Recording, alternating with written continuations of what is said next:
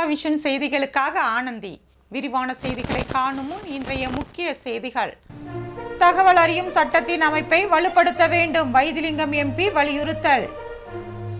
பா. சுப்பையா நினைவு தினம் சிலைக்கு அரசு சார்பில் மாலை அணிவித்து மரியாதை. மாணவர்கள் போராட்டம் எதிரொலி, புதுவை பல்கலைக்கழக பேராசிரியர் நீக்கம்.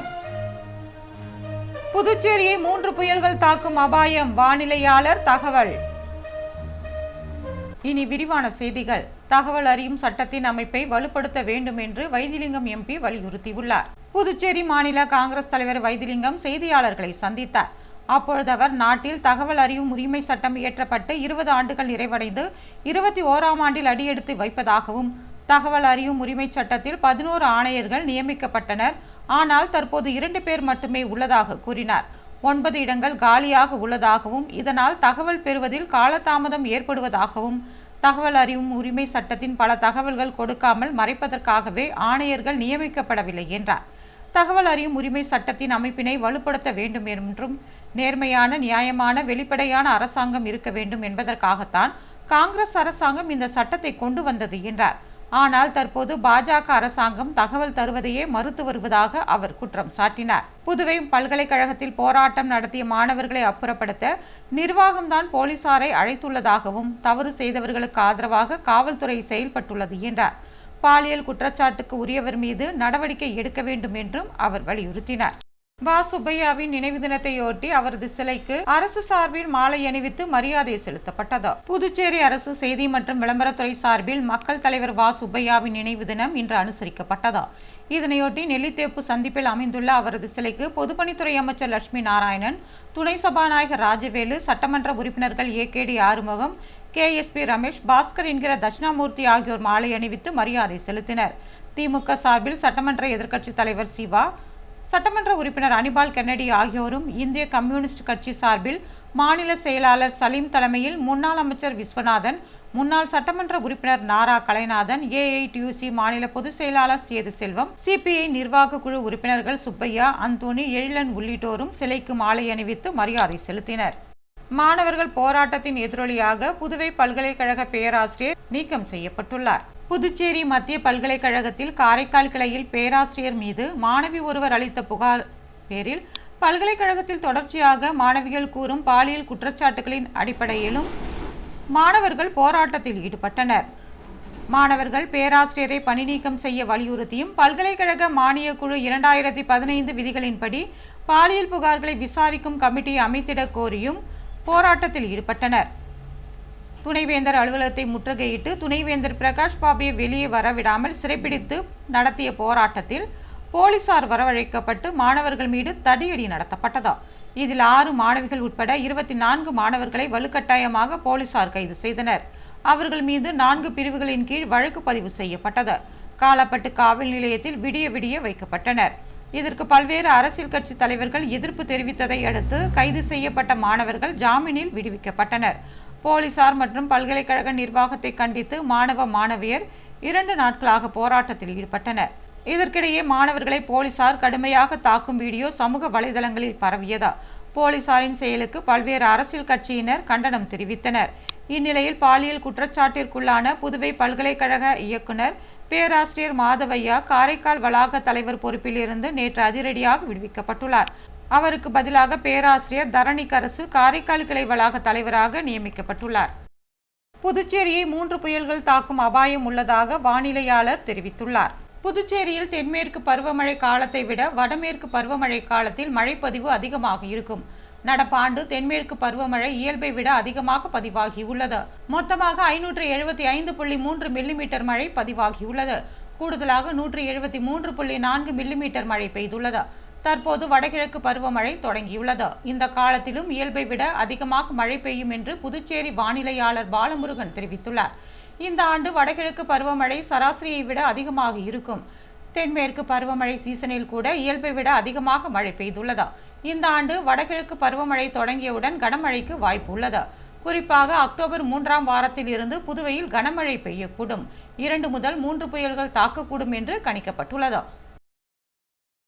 சமாதான பேச்சுவார்த்தை மூலம் நல்லவாடு மீனவ பஞ்சாயத்தார் பிரச்சனையை சபாநாயகர் செல்வம் தீர்த்து வைத்துள்ளார். புதுச்சேரி நல்லவாடு வடக்கு மீனவ கிராமத்தில் மீனவ பஞ்சாயத்தார் இடையே ஏற்பட்ட பிரச்சினை காரணமாக அங்கு நிலவி வந்த அசாதாரண சூழ்நிலை மற்றும் பொதுமக்களிடையே ஏற்பட்ட அச்ச உணர்வை போக்க தொகுதி சட்டமன்ற உறுப்பினரும் சபாநாயகருமான செல்வம் உரிய தொடர் நடவடிக்கை எடுத்து வந்தார். அதன்படி நேற்று சபாநாயகர் செல்வம் காவல்துறை வருவாய்த்துறை அதிகாரிகளை அழைத்து மீனவ பஞ்சாயத்தார் இடையே சமாதான பேச்சுவார்த்தை நடத்தினார். சட்டம் ஒழுங்கு முதுநிலை காவல் கண்காணிப்பாளர் கலைவாணன், தாசில்தார் பிருத்வி, காவல் கண்காணிப்பாளர் செல்வம் ஆகியோர் முன்னிலை வகித்தனர். இந்த அமைதி பேச்சுவார்த்தையில் இரு தரப்பினருக்கும் இடையில் சுமூக முடிவு எடுக்கப்பட்டு 12 நபர்களை கொண்ட புதிய மீனவ கிராம நிர்வாக குழு ஏற்படுத்தப்பட்டது. இதனைத் தொடர்ந்து இரு தரப்பினரும் சமாதானமாக சென்றனர்.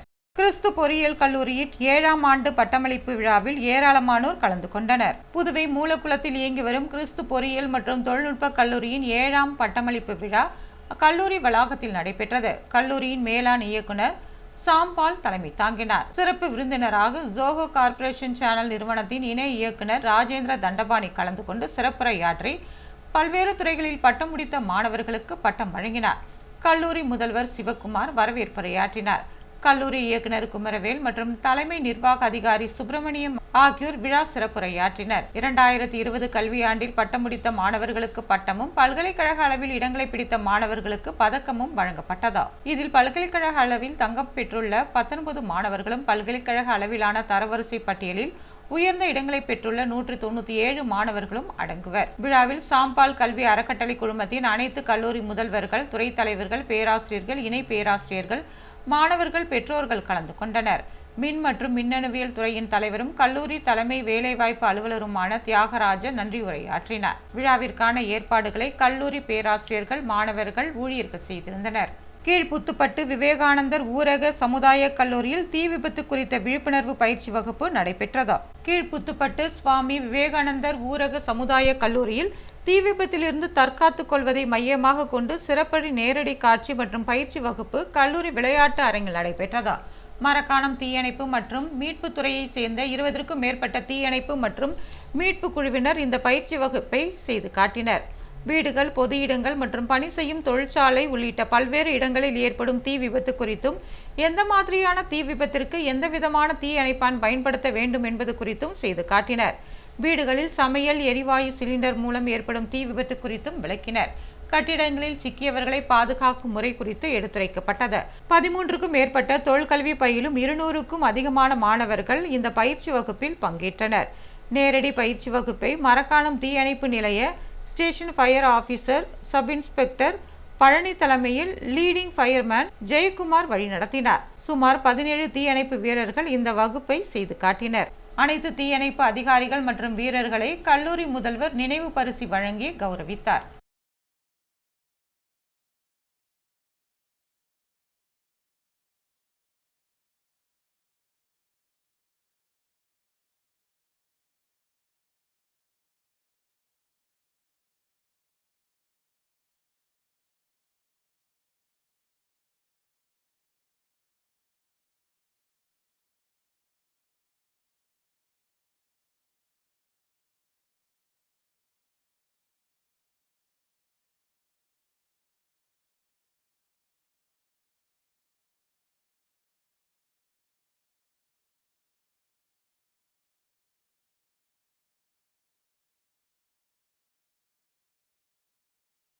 புதுவையில் 81 மையங்களில் கிராம உதவியாளர் பணிக்கு எழுத்து தேர்வு நடைபெற்றது. புதுச்சேரி வருவாய் மற்றும் பேரிடர் மேலாண்மை துறையில் காலியாக உள்ள 54 கிராம உதவியாளர் மற்றும் 9 பல்நோக்கு உதவியாளர் பணியிடங்களை நிரப்புவதற்கு கடந்த மே 15ஆம் தேதி முதல் ஜூன் 14ஆம் தேதி வரை விண்ணப்பங்கள் பெறப்பட்டது. இப்பணிக்கான எழுத்து தேர்விற்கு 29,778 பேர் விண்ணப்பித்திருந்தனர். இந்நிலையில் இப்பணிகளை நிரப்புவதற்கான எழுத்து தேர்வு இன்று காலை 10 மணி முதல் மதியம் 12 மணி வரை நடைபெற்றது. புதுச்சேரியில் 61 மையங்களில், காரைக்காலில் 10 மையங்களிலும், மாகே மற்றும் ஏனாவில் தலா 3 மற்றும் 7 மையங்களிலும் நடைபெற்றது. ஒட்டுமொத்தமாக 81 மையங்களில் இந்த தேர்வு நடத்தப்பட்டது. இதில் சுமார் 20,000க்கும் மேற்பட்டோர் கலந்து கொண்டு தேர்வை எழுதினர். தேர்வில் அசம்பாவிதங்கள் ஏதும் நடைபெறாமல் இருக்க கண்காணிப்பு கேமராக்களும் ஜாமர் கருவிகளும் பொருத்தப்பட்டிருந்தது. தேர்வு மையங்களுக்கு முன்பு போலீசார் பாதுகாப்பு பணியில் ஈடுபடுத்தப்பட்டிருந்தனர். புதுவை கோரிமேட்டில் நாளை மின்தடை ஏற்படும் என்று மின்துறை அறிவித்துள்ளது.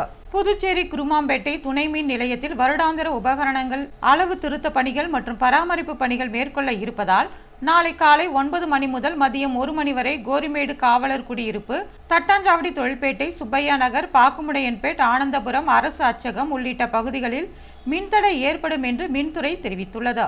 இதேபோல மகாலட்சுமி நகர், விபி சிங், கோரிமேடு காவலர் குடியிருப்பு, ராதாகிருஷ்ணா நகர், ஆனந்த நகர் உள்ளிட்ட பகுதிகளிலும் வானொலி நிலையம், சோனியா காந்தி நகர், ராஜா அண்ணாமலை நகர், பிரியதர்ஷினி நகர், கோரிமேடு காவலர் குடியிருப்பு உள்ளிட்ட இடங்களிலும் மற்றும் அதனை சார்ந்த இடங்களிலும் மின்தடை ஏற்படும் என்று மின்துறை அறிவித்துள்ளது.